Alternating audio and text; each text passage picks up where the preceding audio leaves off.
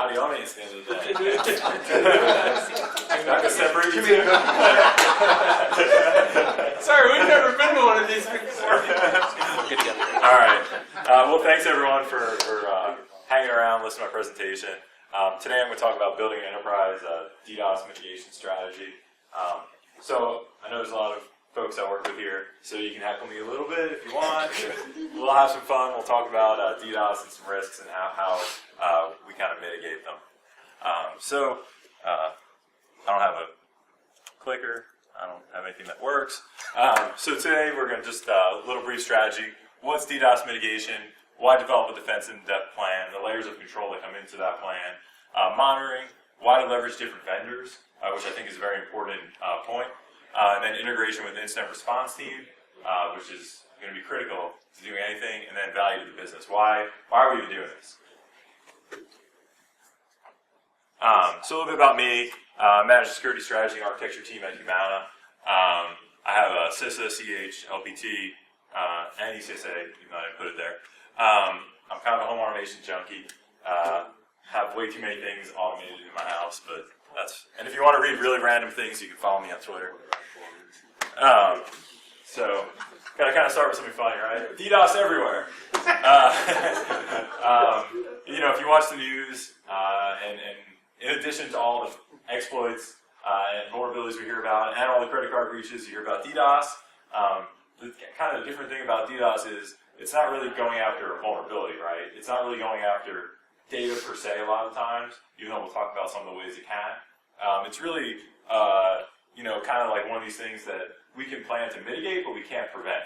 You could have the best patching strategy in the world. You can patch, have every box in the stack that could do every zero-day detection, and you still can't mitigate a DDoS attack. So I think it makes DDoS a little different, and we'll kind of, again, talk about why. So here's some examples. DDoS attacks are growing. They're continuously getting larger. So this is an example against one website. I just did a little Google News search for DDoS, and this came up the day I was doing it. So 10 gigabit DDoS attack. A few years ago, that would have been seen as ridiculous, but today that's pretty common. 10 gigabits is probably enough to take most websites offline without proper mitigation technology. This is a big deal, right?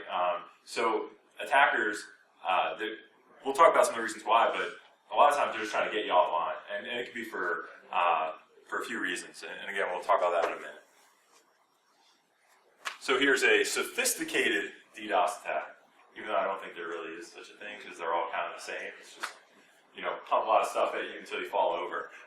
But this was another example of a DDoS attack that was going after some Bitcoin mining group. So there was money involved in that. So kind of the basics of a DDoS attack, right? More traffic than you can handle, more sources than you can block, and there's usually botnets involved. So some of the things that I think people struggle with, and at least management tends to struggle with, is we could buy all these boxes and we can prevent DDoS attacks. No. Nothing you can do is going to prevent an attack. If someone wants to attack you, it's about them, not you, right? So as security professionals, the only thing we can do is be prepared to mitigate an attack that's occurring. And make sure we can detect it quickly, take action quickly, and keep our brand, our site, our properties available and accessible to our customers so that way we can stay in business. So I think that's kind of the biggest thing. You can't sell that we're going to prevent attacks. You can invest millions of dollars in mitigation technology, but you're never going to prevent an attack. So it's not like Smokey the Bear. We can't prevent DDoS attacks. You like that one. So I talked about why do people have an attack. Sometimes it's a political statement, right? It's a radical group that doesn't believe that this group's right and they want to take them offline. Other times it's to produce business impact. And we've seen attacks where it's been going after a company because they didn't agree with a statement they made in the media, and someone literally paid for a botnet, and botnet going rate to do a DDoS attack is maybe $100 an hour, so very low barrier to entry, and you can do some damage for $100, $200 an hour, and if you really want to spend money, you can be more successful. The other thing, and I thank Lee for throwing this up there, is the smoke screen. So I left that off the slide originally, but sometimes DDoS attacks are kind of precursors of something else. So they'll hit you with the DDoS attack. That way you focus all your energy and attention on one thing, and it's like, everyone look over here, but the really cool stuff's going on over here. So they may be trying to attack you in one place in order to get in or get data out in another place. So if you look at some of the attacks, they could use it as an exfiltration path. Use the DDoS attack as a smoke screen and then exfiltrate data out because you're so busy watching that attack and mitigating that attack that you don't have time to focus on everything else.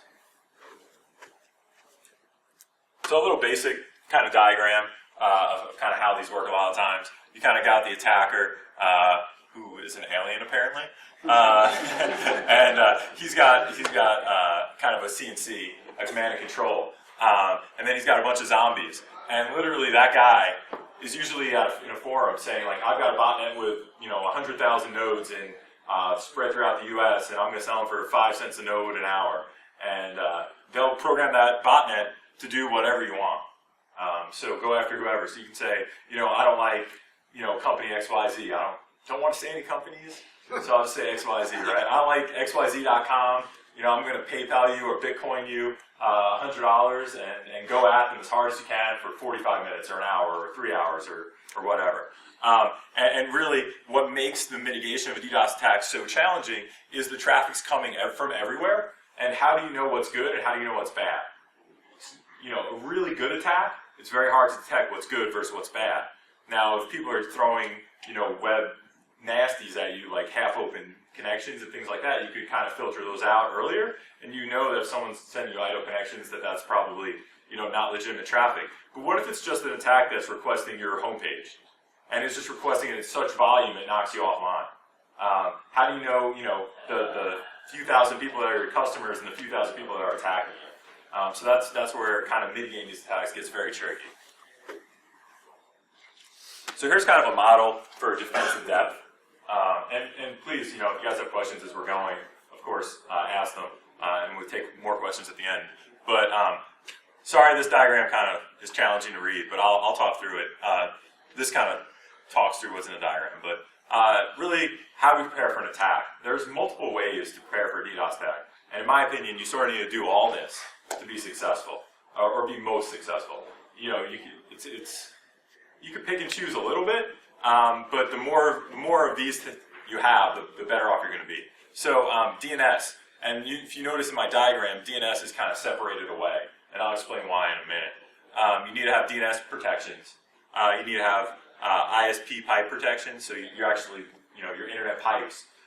You need to have cloud scrubbing, on-premise, application layer protections, and then, I kind of have the incident response plan called out separate because it's not really part of the technical controls for mitigation, but you need to have an incident response plan, right? If you don't have a response plan, even if you bought the best technology in the world, you don't know how to use it, you're not going to be very successful. Yeah. So now we'll kind of talk through the layers. So DNS. DNS is kind of an interesting one. A DDoS attack is something that attackers do to try to knock you offline without you knowing. So DNS, right, just so everyone's on the same page, is like the phone book of the internet, right? So it takes your host name and IP addresses and marries them up. But if you don't have the phone book, no one knows how to get to you. And there's a whole authoritative level of DNS servers that come into play here. But the goal. You don't memorize all your favorite sites and addresses? Yeah. 8.8.8.8. I know that the only one I memorize. Yeah. And 6666. Some people DNS. Yeah, that's cool. So DNS, is an important part of this puzzle, right? And a lot of times, if you outsource your DNS hosting and you're not hosting it on your premise, you don't even know your DNS is being attacked. So it's kind of like one of those things that happens because if people can't find you in the phone book, which in this case is DNS, they don't know how to get to you. So you don't even know you're being attacked, right? Because you're not the target. I mean, you're the target, but your infrastructure isn't the target, right? It might just be that DNS server, but that's a vehicle to take you offline. So there's a few strategies to handle that. The most common DNS kind of platform in the world is called Bind, and Bind's got a lot of vulnerabilities in it that kind of continuously get found. Services like, and I'm going to name services, but I'm not really going to give opinions on any of them, but I'm just talking about some of the vendors out there that do this. VeriSign actually doesn't use bind. They wrote their own DNS resolver, and so they're a good company because people can't just lob bind-based attacks at them. They have their own technology stack that is not bind-based at all. And then the other benefit of using a cloud provider, besides the fact that it could be a different technology platform, is that they're used to these attacks. So by hosting DNS for companies like VeriSign, for example, hosts DNS for some of the root DNS servers, some of the kind of the core. So DNS is like an authoritative or a hierarchical lookup. And like if one server doesn't know the answer, it goes up, and if it doesn't know the answer, it goes up, and eventually it gets to, I think, 12 core servers that are like the internet, and they know all the answers, right? But you don't. But the way the system's designed, you don't go back to those 12 unless everyone before them doesn't know it. So VeriSign runs 2 of those cores, so they are dealing with these attacks on a regular basis, and they've been, I think, since 94, 95, they've been running these core DNS servers and have been successful at mitigating attacks against them. So they also offer that as a service. The other thing about the DNS provider, there's another one, Newstar, that does a lot of similar DNS hosting. So outsourcing is a good model for DNS because it gives you redundant servers more so than a single location or multiple data center location. And then I think the other thing to point out is DNS servers need to have all the same DDoS mitigations as regular web servers, right? So DNS is a very important part of getting to a website, so you need to protect it just as if it was your website. So I think that's something that also kind of gets lost. So kind of the next part of the layer is ISP, right? So when you look at traffic flow into your sites, first it goes through ISP, your ISPs, and you may have like a CDN first, then ISPs, then some edge firewalls, right? Some IPS, IDS, some load balancers, some web servers, app servers, database servers, right? As you continue to get down the stack. So ISP mitigations are kind of one of the first ways to mitigate attacks. And you would think that ISPs would be the best at this. There are some challenges with an ISP-only mitigation strategy. One is that if you have multiple ISPs, you have to have them all doing the same thing. So Arbor networks and Radware are kind of the 2 most common platforms that ISPs are using for DDoS mitigation. And you can have the ISPs with both the same Arbor boxes, for example, doing the same thing, or telling you they're doing the same thing, and have completely different mitigation results. So the more ISPs you have, the less viable an ISP-based mitigation strategy becomes. Because of the reason they could be thinking they're doing the same thing but with a different result, but also because it makes your incident response more challenging, right? Because now instead of coordinating with one person, if you've got 3 ISPs, if you're on, AT&T, Verizon, and I don't know, anyone else, then you could have this situation where you have to mitigate with all of them, and you have, now you've got a line, you've got engineers from everyone and your own team on there, and it just gets a little hectic very fast. But a big pro of it is it's upstream. So a lot of times DDoS attacks attempt is to kind of overrun your border routers, overrun your pipes. By being upstream, the ISPs can mitigate that traffic before it even starts heading to your premise. So they, at their core, mitigate that traffic. So it can be very powerful in that regard. And then, the biggest pro is it prevents pipe starvation, which is kind of what I just talked about, which is where they make your pipe completely useless by, if you have a 1 gig internet connection and they pump 2 gigs of traffic at you, you just fall over because you can't handle it. And then, one of the other kind of downsides, and it depends on your organization and your skill set, could be that you get less knowledge of the attack. So if the ISP is handling the mitigation, you may not really know what's going on because the ISP could be handling it all for you. And then the biggest con of an ISP strategy, I'm not going to say biggest, but another con of an ISP strategy is the potential to mitigate legitimate traffic. That's a challenge with all DDoS mitigation.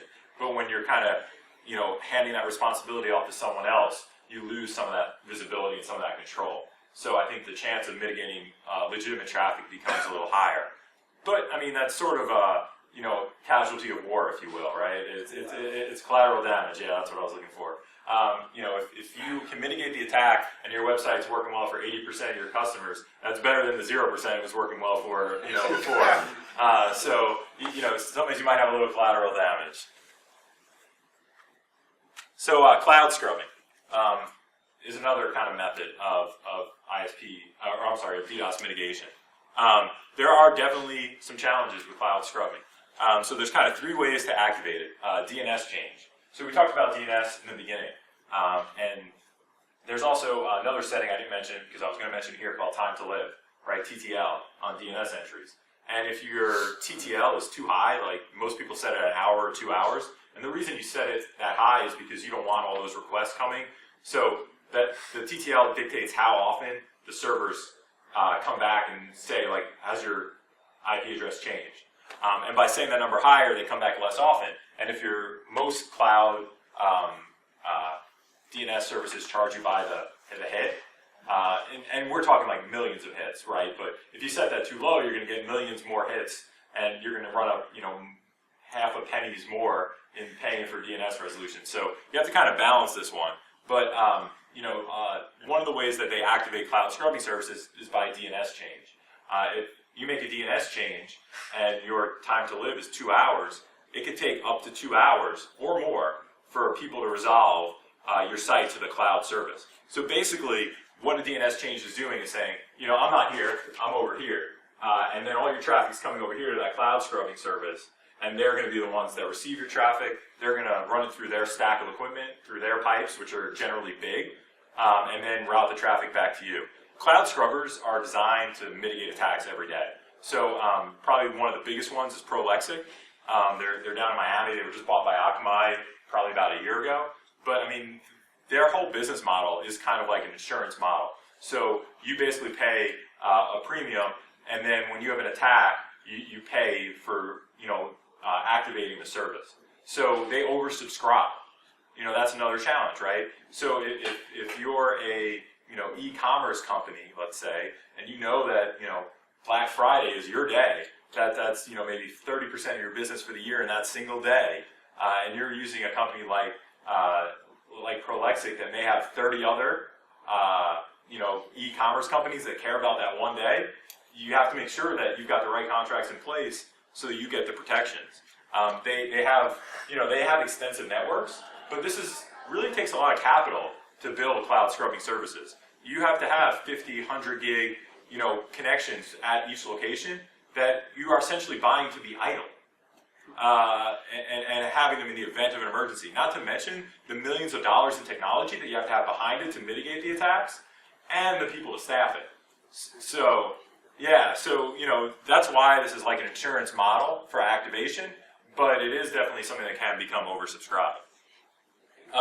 The other method of activating it is BGP routes.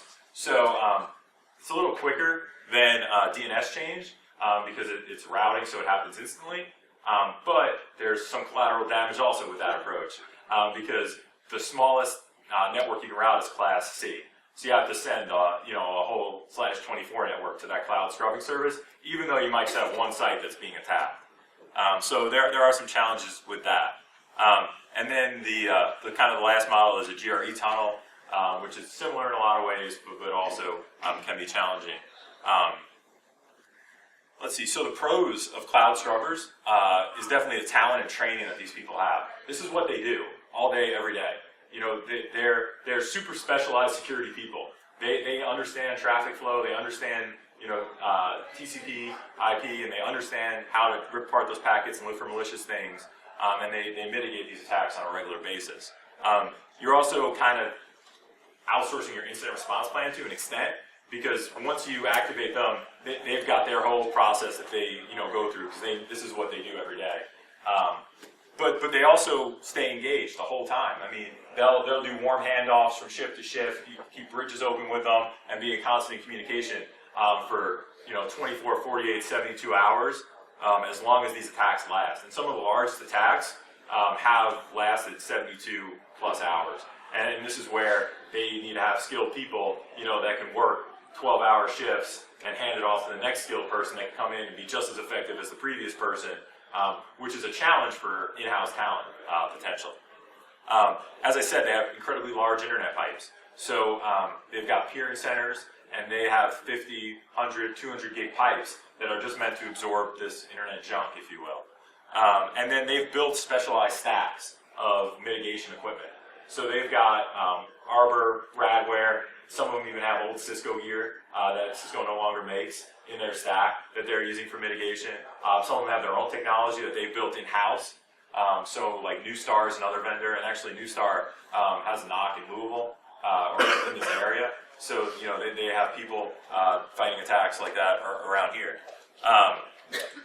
Another kind of con is the time to initiate. So like I said, DNS changes could take a while to initiate. And then this also adds latency to your connection. So now you're taking your traffic and routing it somewhere else, and then back to you. Not only are you routing it somewhere else, but you're routing it through a really big stack of technology to scrub it, to filter it.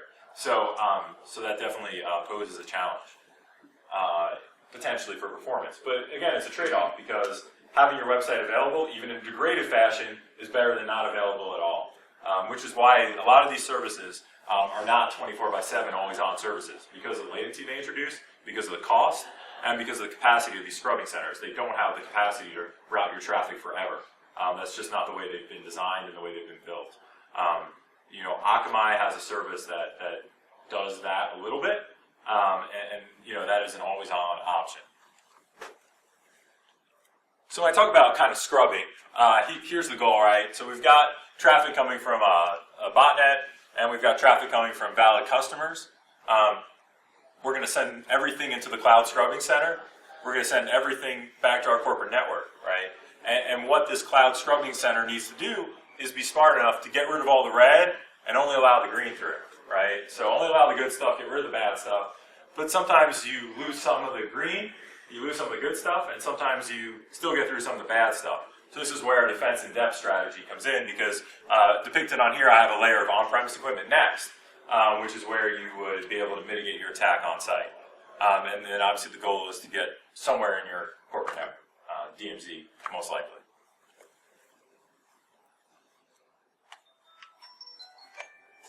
So on your edge network, on-prem, you generally want specialized hardware. Like I said before, Arbor and Radware are two vendors in that space. They are probably the two largest and most successful DDoS vendors. One thing that you definitely need to take into account when building this hardware or designing this hardware is where it sits in the network and the capacity. So general rule of thumb is you want your mitigation hardware to be double the size of your internet pipes. And then every time you upgrade your internet pipes, you need to be thinking about how your mitigation technology is going to come into play. The pros of this equipment is it's made to filter attacks. And a lot of these services come with vendor support such that in the event of an attack, you call up their NOC and say, I'm under attack, and they're like, no problem, we're here to help you, for 72, 48, however many hours you're under attack. And they'll kind of be on the line, stand by with you, answering your questions, help you turn the knobs. And that's really what you get with either Arbor or Radware, is a lot of knobs to mitigate different kind of attacks. You can tweak it in all different directions. Another pro is reporting. So some of the ISP solutions, they don't really give you a lot of reporting. They're just like, the attack's being mitigated, and you're happy. But in these solutions, when you're on-prem, they give you reporting, so you'll be able to know, I'm filtering out 500 meg of bad traffic and everything like that, and get very detailed in your reporting. The other kind of pro of the on-prem gear is it's always on. So every other solution we talked about is not always on. Because the ISP mitigation is generally similar to the cloud scrubbing in the fact that it's kind of a pay per attack kind of model. This is always on. So you've got this device that's sitting, profiling your traffic. It could also be an alerting mechanism. So that's another benefit of on-prem, is that these boxes are sitting in your network stack. They know what your normal traffic flow is. Obviously not if you install them during an attack. They don't know what your normal traffic is. But assuming you have them online in non-attack times, they learn your normal traffic behavior, and they can alert you when things start to change. Because that's one of the challenges, is kind of monitoring and understanding when an attack's going to occur. One of the cons, at least sometimes, can be the fact that you need to have special training So this is very specialized equipment.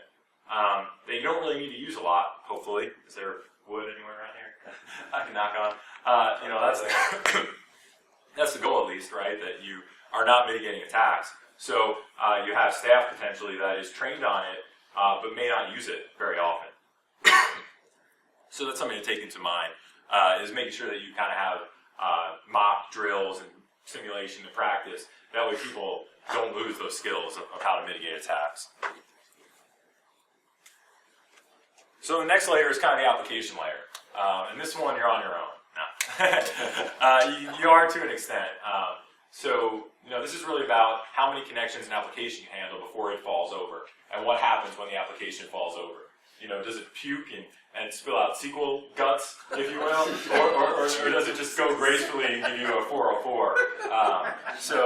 That's an important thing to know. So this is again something you can kind of understand. You can do testing against this. There's load balancing software, and another Breaking Point is a vendor that will help you do this. They have a kind of on-premise box that you can simulate DDoS attacks with, amongst other kind of high volume and other security vulnerabilities. They'll help you test your applications. And you can see how your application layer handles, how your database layer handles, how your load balancer handles, and then help you understand what happens when these applications fail. One other thing that some of the load balancing platforms allow you to do is you can turn on like traffic kind of queuing when connections get really high. So we've all seen this on Ticketmaster, where they're like, please wait, and they do the spinning globe there for a minute, and you're like, no, I need these concert tickets now. You can do the same thing to your customers if you're under an attack with some load balancer technology, where they'll kind of queue the connections at the load balancer, and then the load balancer will wait until the web servers have capacity to pass it along.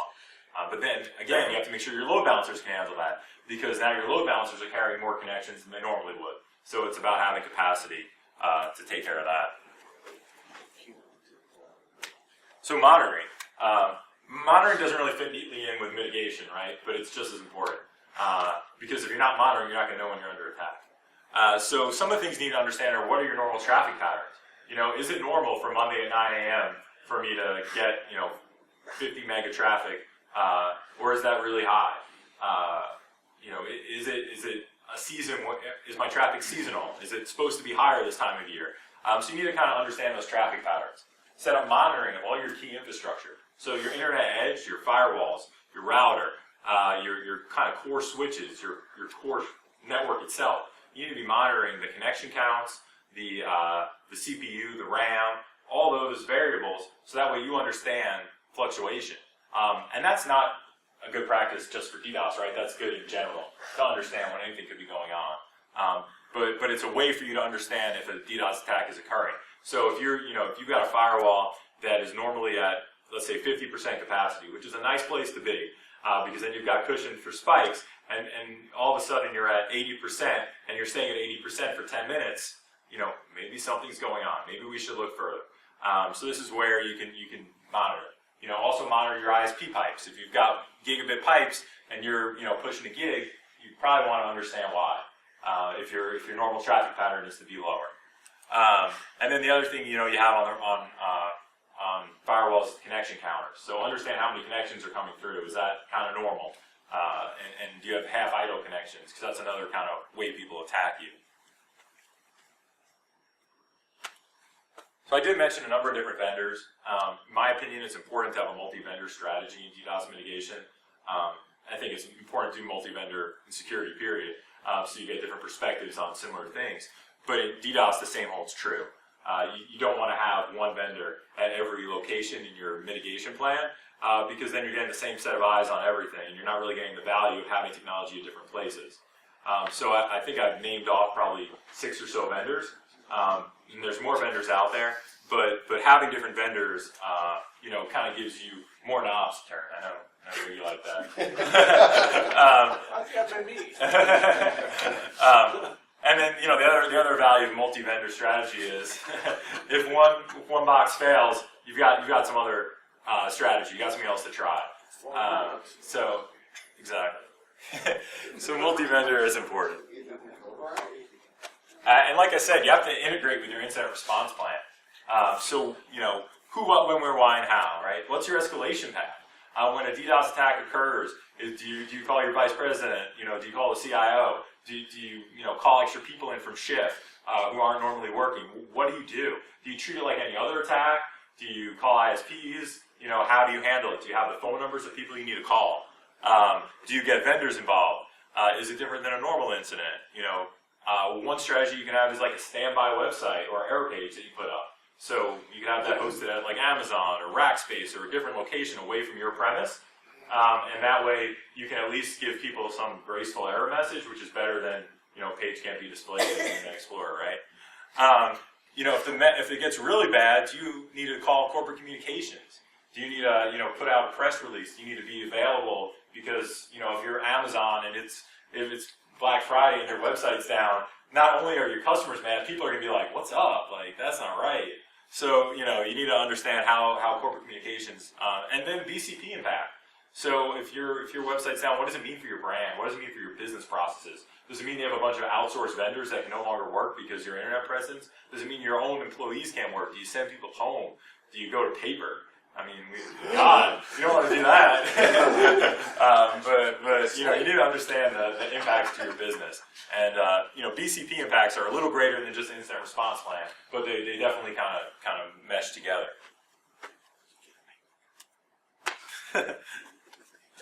And then, I guess one thing to keep in mind is kind of the value of the business, right?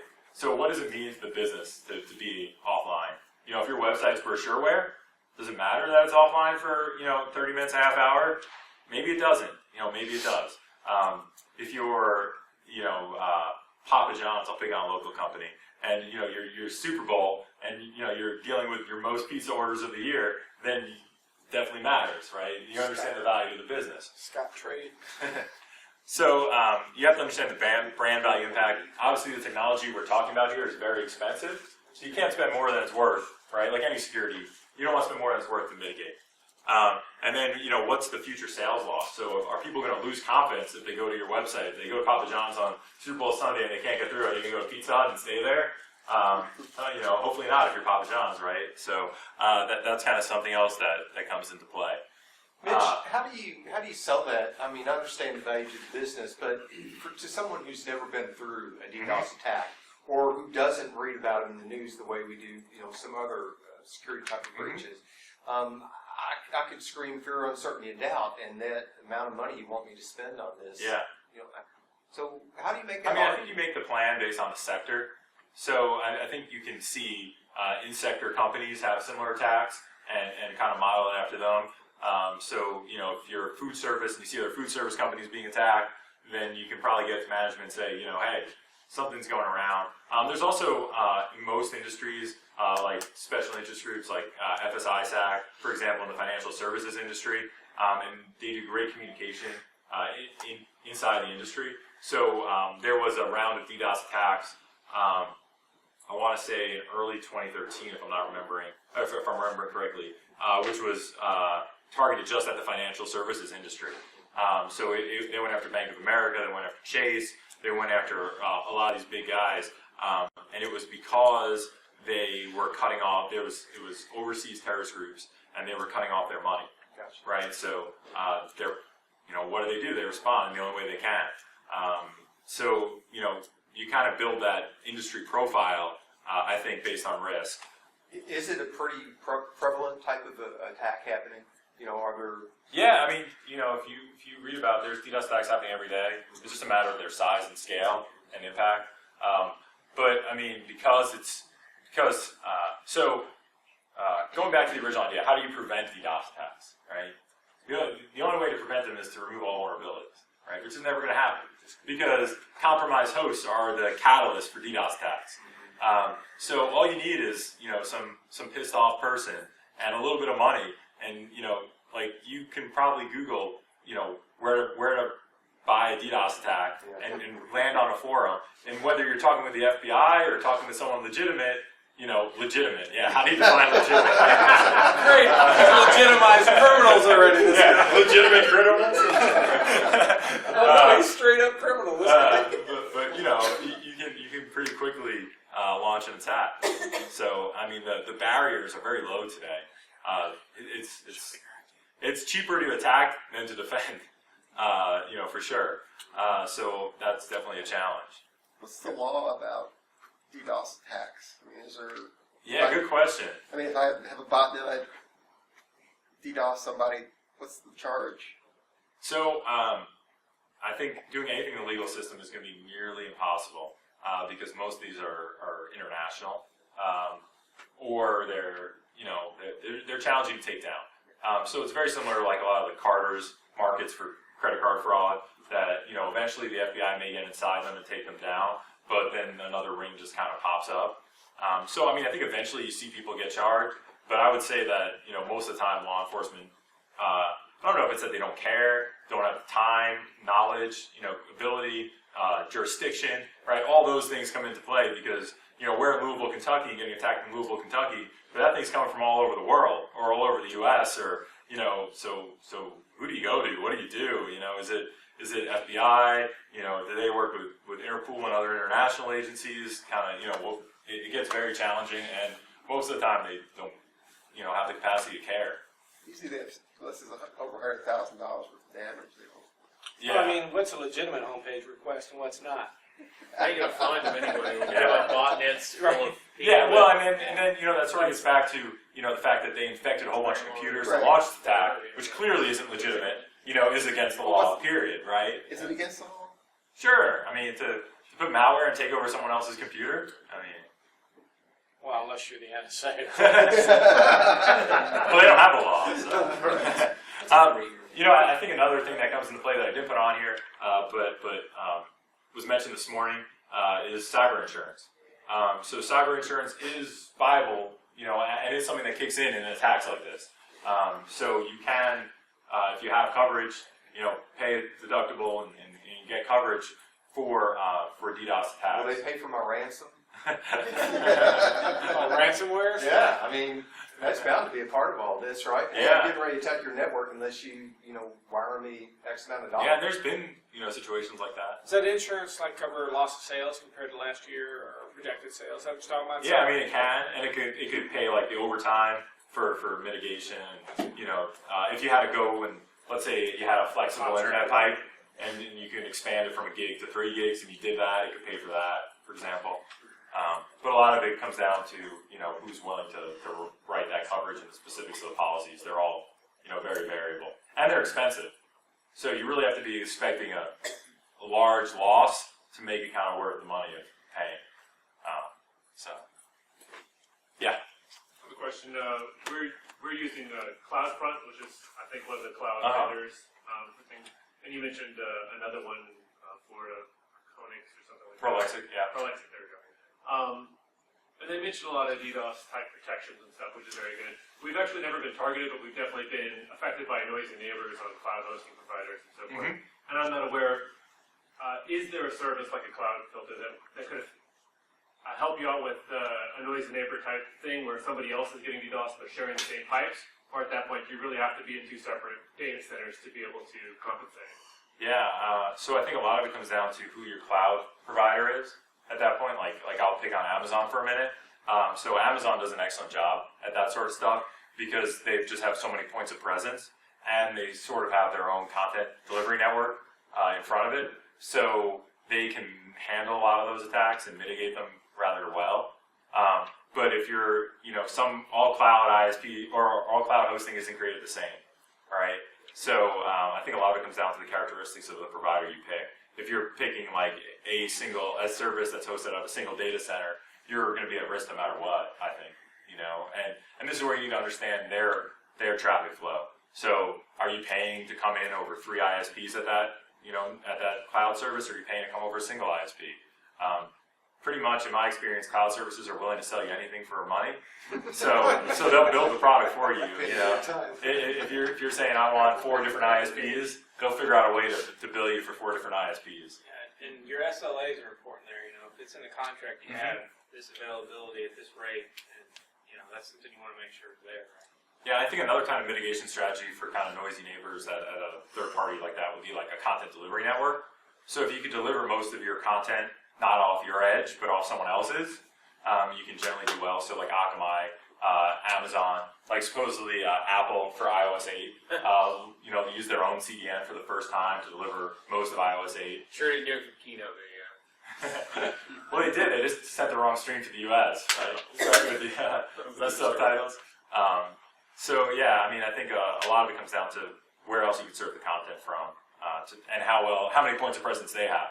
So you know, there's cloud. So like Akamai, for example, has over 400,000 nodes across the world. That's an incredible amount of places to serve your content from. Even if at any given time they could have a couple of hundred offline, and it's pretty meaningless because their network is so vast. Whereas if you know got someone with only 100 nodes and they've got 50 offline, that's going to be significant. So I think a lot of it comes down to the provider characteristics. So I just thought this was fun. That's the goal. That's what we want to do, right? Work shows install and do a brief.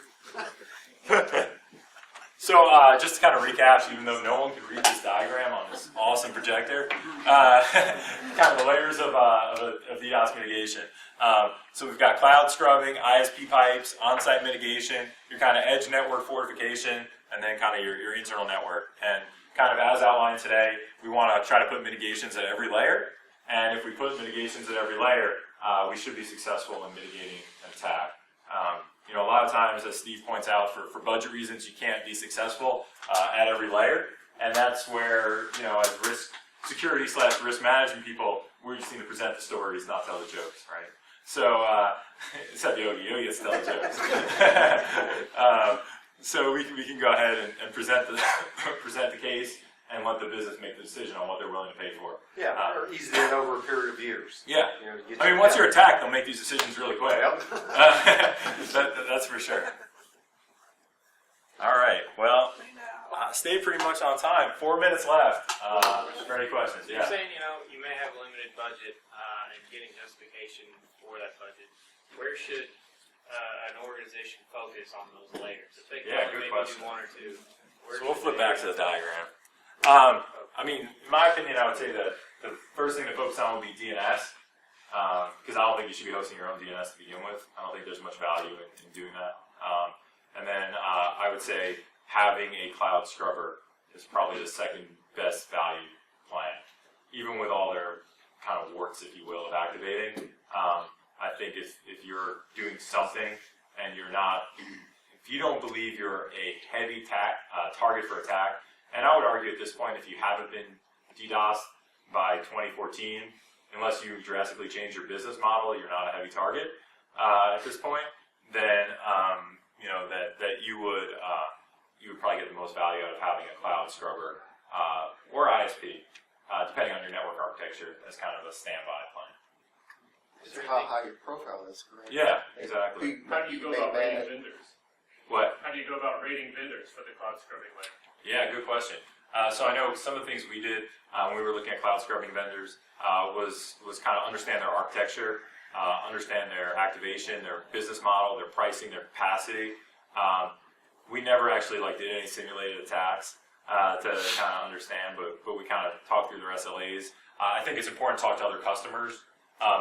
Try to get references not from the vendors themselves, but through Gartner and Forrester, groups like that. And try to get some, real advice or opinions of the service from people that are using it. I think that's probably the single most valuable. I think is to kind of talk to people that are using it. It's something to consider for an on-prem solution is, if you have ISP mitigations and they're all using Arbor, do you really want another Arbor box on site, or do you want to go with something different that maybe has different capabilities? Yeah, because if you're activating ISP mitigations and they're using Arbor, you have Arbor in your data center, well, what are you going to do different?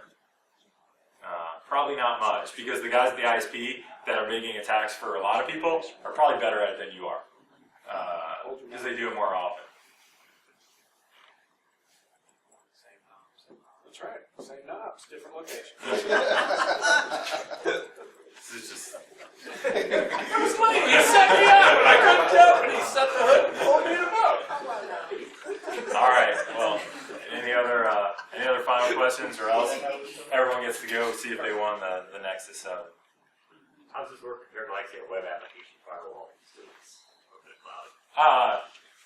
What do you mean by work? How the success rate or the activation or I guess in terms of you're talking activation model versus say having a web application firewall always in front of your application. yeah. So WAF, I'll just say that, isn't always going to have the right knobs, since we're keep going down that path of the turn, to activate for an attack. So if it's a web attack, then it could be very successful, assuming it's got the capacity to handle it.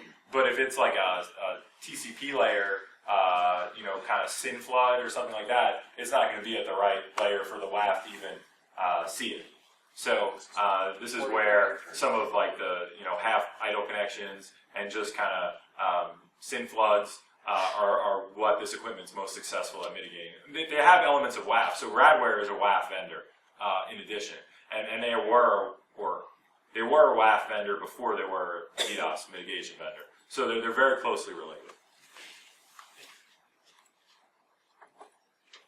All right. Thanks, everyone.